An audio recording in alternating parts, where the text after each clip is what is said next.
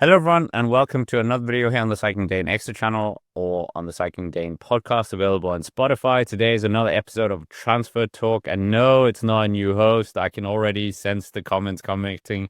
I have got a haircut after I don't know how many. Yeah, I think we could write a book with all the comments of guys making fun of my haircut or not getting a haircut, the lack of haircut. And Ewan even got caught in the crosshair as well, which I thought was very sad because I thought his hair was on point. But anyways, Patrick Blake is here as always and always hair on point. Yeah, Patrick, yeah. What do you think of the haircut? We might as well start there. Or what do I think of your haircut?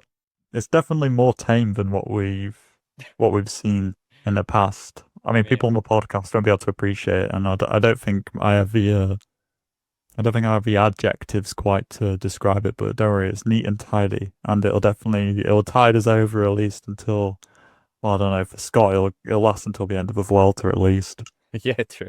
Anyway, transfer talks. That's what we're going to be talking about. Ineos Grenadiers. We might as well start there. There's a new character who are all character emerging in the team, and you'll tell us more about that, Patrick. And I mean, who are they linked to as well?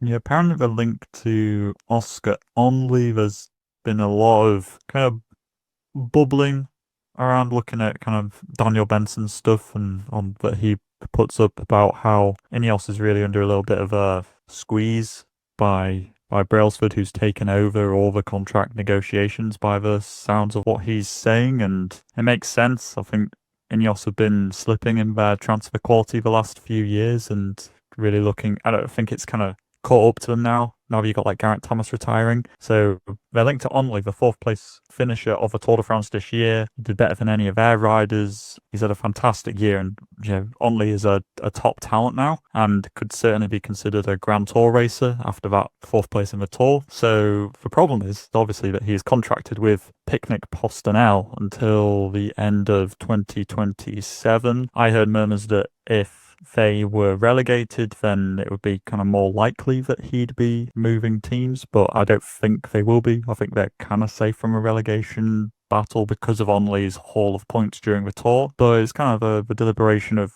what we're going to talk about is Onley's probability of moving. Would he be a good fit? And would Ineos benefit from having him in the team? I mean, the first point is like British rider, allegedly British team. Yeah, and then obviously what are we saying? The history with Ineos Grenadiers and doing well in Grand Tours compared to Picnic Personnel, who have formed themselves as more of a sprinters team. I mean, at the Picnic Personnel Tour de France press day, the day before the stage one, which I was actually at, interviewing Tobias Lund and Reisen, they were saying that Oscar Onley was going to be like a breakaway guy and trying to poach a stage win. And here we are, fourth place, which was absolutely amazing. So I don't know if they actually have the team to support his future ambitions. Ineos Grenadiers, they need to do something to close the gap to Visma and UAE Team Emirates. And I think a young guy like this who's so good is maybe that instead of chasing Primoz Roglic, which I feel like that is gonna happen. I think we're gonna see Primoz Roglic at Ineos Grenadiers, but yeah, I think he's a perfect fit, and I think Jim Ratcliffe he needs to sign a massive check to get him out of that contract. Yeah, pretty much. It seems to be happening a little bit more. Obviously, we saw it with Remco this year, but so it's just a bit of recency playing in my opinion. But the whole just buying somebody's contract out, I don't think Picnic Postonel will be quick to relinquish Onley. He is now sort of their golden child, and he wouldn't be somebody that you want to let go of. And I agree with you. I think that he would be a good fit for the team. I think he ticks a couple of boxes which they need, which is really somebody for the Grand Tours, so long as he can repeat that performance again, and also somebody for punchy finishes in the Ardennes and stuff like that. You know, Onley would be a great person to have in La Flèche Wallonne and Liège-Bastogne-Liège, which are a couple of races that Ineos I don't really think have that much representation in. I think somebody like Laurence can do a job in an Amstel Gold Race, but they're definitely missing a little bit in these one-day races, you know, like your San Sebastians, Il Lombardia. I think Onley can tick a lot of boxes in that regard, and so with that, in that sense, he is kind of like killing two birds with one stone. And I think if Ineos could sign him, that would probably be a really, really good move for them. Hypothetically, you were in charge of signings in Ineos Grenadiers and working with the talent. Would you go for him over a Roglic? Roglic comes with the experience. There's probably a Vuelta a España podium guaranteed. Or would you go for Oscar Onley, who, yeah, fourth place, but we've seen riders before. This is not a knock at Oscar Onley. I'm just saying it to be, I think he's going to be great. But we have seen riders finishing up there in the top five and then never seeing them again. Emmanuel Buchmann, for instance. Vlasov as well. Oh, Ewan would hate if he heard that. ouch. I know. But it is a good point though, right? Being able to actually replicate it versus having that safety of Roglic. He's not necessarily the most Not safe in France. incident proof rider, is he? Let's face it. I would personally go with Onley. I think he gets that future proof element to him. But I get what you mean. I think Ineos may well sign Roglic because Red Bull Borhamsgren now have a lot of chefs in the kitchen, and I don't think Roglic really has that much of a place in that team anymore, considering that you've got Leibowitz, who's Tour de France podium finisher this year. You've got Evenepoel, who, okay, I think on balance, like Roglic is more consistent than Evenepoel is, but Evenepoel's just got the ability to win like world champs and stuff, which is, you know, pretty big, and he's a better one-day racer than Roglic is. So I think Roglic will leave. I think he might well go to Ineos. I could see them. It's kind of like somebody at the very tail end of their career, but well, not the very tail end, but you know, getting there. But he can, like you say, finish on the podium of Grand Tours, and Ineos will want that, and they may well, you know, they may well take that kind of desperate punt at Roglic, and I think it is a little bit desperate to be going with somebody who might only get like a couple of seasons. But you know, is that all they want really? Just something just to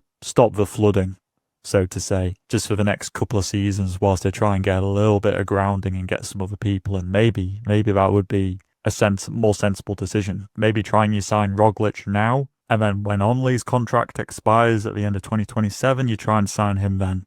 And you're just kind of hopping from GC contender to GC contender whilst they're trying to develop some other talent long term, provide the GC platform for the team.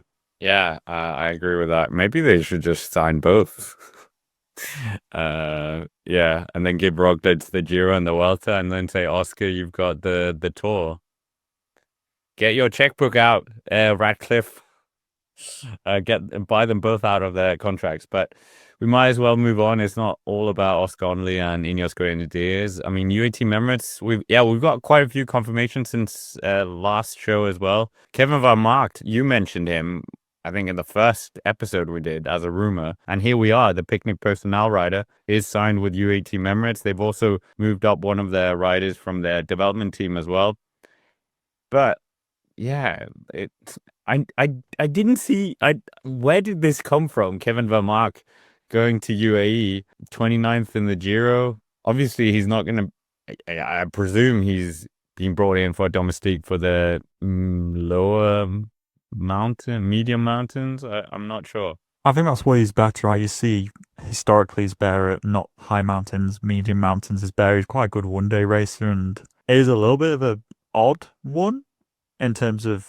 I don't think he'll get many chances for himself, but riders do improve when we go to UAE Team Emirates because they've just got a better, I don't know, system going on there. So I think he has flashes in the pan of being really good, and then but like doesn't really stack up in a Grand Tour. So he's a little bit of a hard one to pin down. I agree with you, but I think UAE just really just bolstering the talent. Do they really need him? Probably not. To be honest, I think that they don't really need anybody else. To be honest with you, it's a team resplendent with talent. So the mark is a little bit of a excess, but he's a good rider. I think he's solid. He covers a couple of bases for them, and it's a solid signing. But I am a little bit surprised in a way that he's gone there. I mean, we'll talk about it later about this other new team which is setting up, and maybe he would be a good fit for there. But he's at the end of the day he's signed for UE for 2 years until the end of 2027. So yeah, the market goes to UAE Team Emirates, and I don't know. What do you reckon to it? Is it just a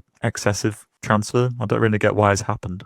Yeah, I have no opinion. I think it's just okay. That's my opinion. Okay, UAE. He's being brought. I think it's one of those where he's being brought in for a job, which yeah, the sport is, and he's probably getting quite a hefty pay bump as well for going to UAE. So fair enough. But I mean, other riders, confirmations we had, that we've actually spoken about on previous episodes. Dylan Ball confirmed to Soudal Quickstep. You said it was a perfect fit for him, getting out of the shadows of, I guess, Wout van Aert to some extent at Visma Leasebike. And he is, let's not forget that as well, a former Paris-Roubaix winner. So maybe he can do something in leaving the team of, now he's no longer on the same team as his girlfriend, the Tour de France winner, but Alex Zegart as well, Bahrain victorious. This is another one we talked about. And yeah, what do you think of these couple of transfers confirmations? I don't know, I find this one particularly weird, to be honest. Which one? Segart. Really? I thought it was quite good because Ewan talked about this as well in the after the tour, and he was saying young guy, they might try and mold him into like what they did with Tiberi, who was also a time trialist, and now he's like a GC rider. So Tiberi, Lenny Martinez, and Alex Segart could be quite good. I just find it odd that Lotto is going World Tour. In that sense, yeah, okay, that they let But it go. Yeah, okay, I agree there. yes, he goes to Bahrain victorious. I think, at the end of the day, he is a time trial specialist, and perhaps their TT setup is better, so he's going to be able to utilize his strengths even more and just be on faster equipment. But it's not a team which has a historical Belgian core to it. I feel like I honestly feel like Quickstep would be a better fit for him somewhere like that, which they're on the S-Works setup. It's clearly fast because it works for Evenepoel pretty well. So unless they're not with Specialized anymore because Evenepoel's left, I don't really know. But I would have thought that Soudal Quickstep would have made more sense, or just kind of a more of a Belgian-orientated team. I feel like Bahrain Victorious feels like a little bit of an oddball. But again, they got so many nationalities. It's probably the most international team out there, but don't really seem as a GC contender. I don't think he climbs that well. He won that TT over an EY Tour last year. He's clearly more, I think, of a cobbles rider. But they do have a decent cobbled team with, Mohoric and Fred Wright, for example. So maybe they've got more of a long-term plan to have him as a cobblestone leader and to bolster that element of a team. So as a cobbled leader, I think that makes sense, but I don't really see him as a GC contender. I just think he's just more of a rouleur. Like he's a big guy. He's really tall. I think Tiberi's a little bit shorter and a little bit lighter. So I think Segart would have to lose quite a lot of weight, like at least 8 kilos or something.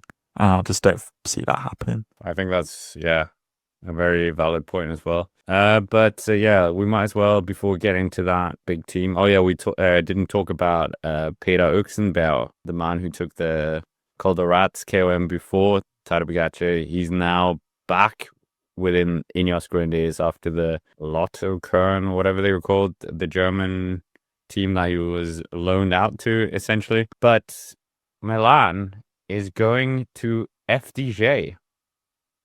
Okay, his brother, but Matteo Milan.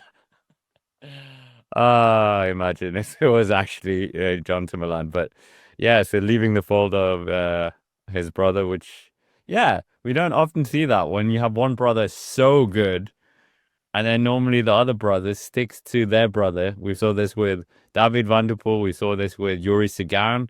But Matteo Milan is out of, leaves the little Trek fold. Do we know anything about Matteo Milan? He's kind of like his brother in a way. He's more of a fast man who I don't think has fully broken through yet. I mean, Jonathan Milan only really, I think, broke through in the last few years, like since 2021 or something like that. So I think that Matteo is, like you say, stepping out the shadow of his brother. He's got a 3-year contract until the end of 2028 with Groupama FDJ, so they're clearly investing in him and seeing him as a sprinter for the future, which is good because I think that they do have a decent little bit of a lead out going on with that squad, and they're looking towards somebody alongside like a Paul Penoe to really lead their sprinting charge, and I think that Matteo Milan is a decent fit, and I like to see it.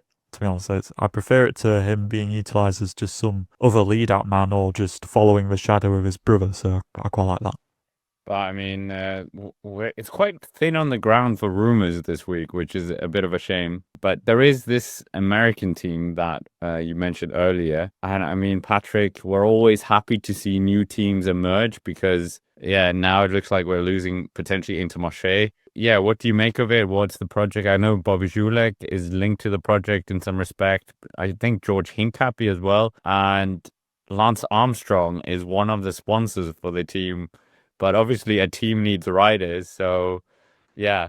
It's a team that's going to be arriving at the. It's going to be a pro Conti team. It's called Modern Adventure Pro Cycling, like you say, mentioned by led by George Hincapie, based in Girona. The current kind of roster that's I don't know if it's confirmed or just heavy rumors, whatever it is. But Stefan de Bod, he used to ride for EF Education First, Cole Kessler, Ian Lopez, Harry Lasker, Sam Boardman, Scott McGill, Hugo Scala Jr., Kieran Haug, Kieran Haug, Brody McDonald, and Lucas Towers. And unconfirmed rumours, but are linked to a team, include Jensen Plowright of Alpecin de Kernock, who I'm kind of surprised by. I feel like he could still contest at World Tour, but anyway. George Jackson, well known for slapping it about and doing really well in like a lot of the Asian scene. Larry Warbass, Robin Carpenter, and Owen Cole. Factor bikes will be the bikes that are riding alongside SRAM componentry with Ekoi helmets and glasses and stuff like that, accessories. Oh, there we go. That's the word I was looking for. I like it. Yeah, okay. They don't have like the biggest names in there, but like you say, Scott, we like to see new teams coming on. It shows that the sport's in a somewhat healthy space to their teams actually attempting to open up. And I swear they also have like a development. No, they don't have a development team, but I swear George Hincapie is involved with a development team as well. So it gives a good way for American talent to get into a pro cons team and then step up into World Tour. So I'm really glad to see it. I think that's a great move. Yeah, for sure. And yeah, the Americans really okay. They have EF Education Easy Post. They somewhat can claim Little Trek, but with the actual like ethos or like the spirit of an American team would be very good. I don't know who they would kind of bring in as like a big name. Quinn Simmons probably would be the ideal guy for them to really get like a big profile name from America. What their goal is, obviously the goal is to move up, I guess. But like we know that pro continental level is very, very competitive nowadays. So they need to get some big results and maybe with the there was some race in America that was about to return, so maybe something like that can happen. But like you said, Plowright linked to it. They need some like big names in there in order to get those wild cards because in the pro continental space, it's all about those wild cards. I actually just seen that Luke Lamperty, the American who rides for Soudal Quickstep, is out of contract at the end of this year. For me, I would, if I was Soudal Quickstep, I'd probably try and hang on to him, but he's somebody who has obviously raised a lot of the American scene, so I think that would be quite a good signing for them. I'm just literally looking at riders who are out of contract at the end of this year who may consider going there. Will Barter for Movistar. Essentially just Americans who are out of contract at the end of this year is what I'm looking at. I think you do have some, maybe like a Rob Stannard of Byron Victorious. I'm kind of looking more at like sprinter types. I feel like that would be more their sort of vibe. Walshide. Yeah, I don't know. I feel like it would be more sprinter types, to be honest, than climbers. Because the American like scene I think I see is really like crit orientated, and I feel like bringing like you got like Legion and stuff. You got a big depository of riders there who are crit riders who are kind of sprinters. So it's essentially like a sprinter team. So Lamperty had the background in crits as well. Wasn't he a national champion at 2 years, I think?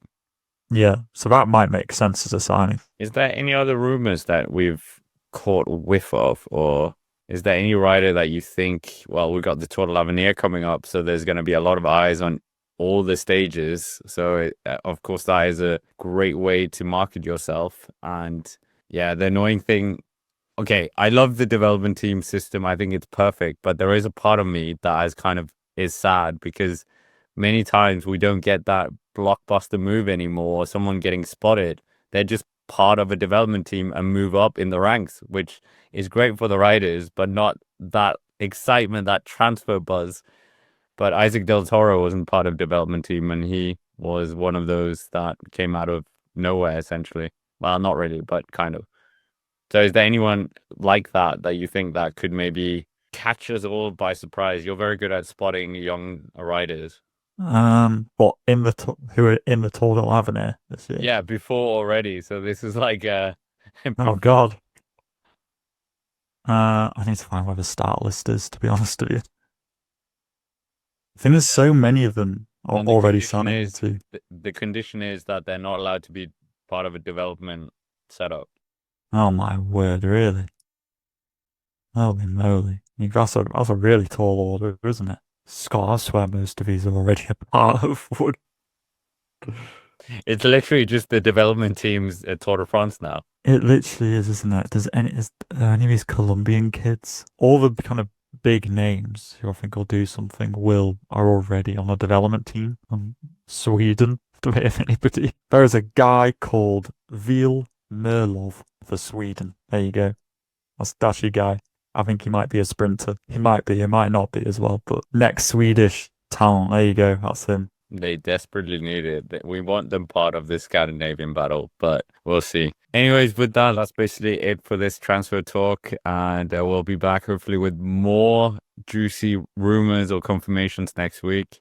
It is underway, but it hasn't been quite the emergence of confirmations that we were probably thinking it was going to be. But until next time, thank you very much for watching. Check out the podcast as well, and we will see you in the next one.